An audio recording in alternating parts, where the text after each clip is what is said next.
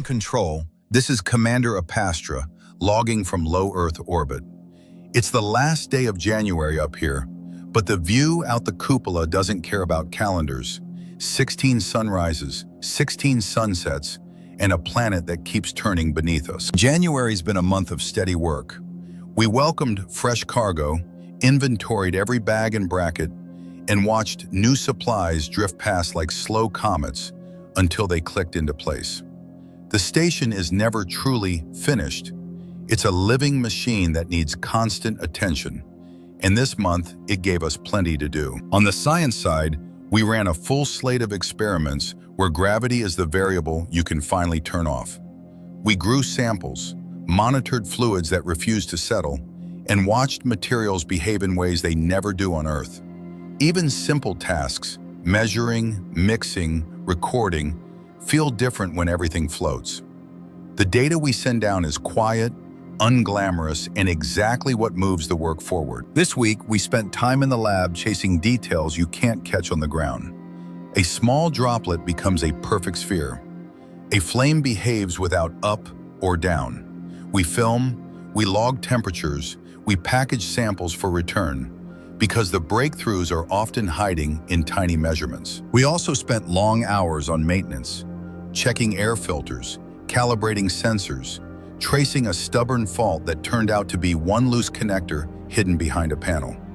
Repairs up here are part engineering, part patience. You plan, you verify, you double-check, because there's no hardware store around the corner. Between tasks, I've made time to look outside.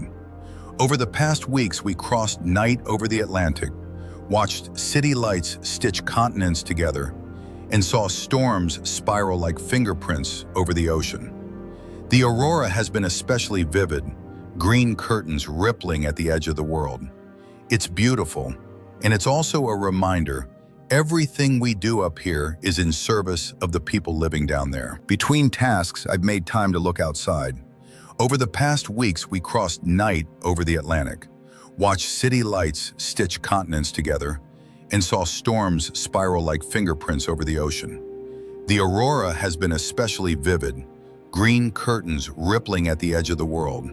It's beautiful, and it's also a reminder everything we do up here is in service of the people living down there. Life on board is routine by necessity. Exercise to keep bones and muscles honest. Meals eaten from pouches. Short calls home when the schedule allows. And in the quiet moments, the hum of fans and pumps becomes its own kind of soundtrack.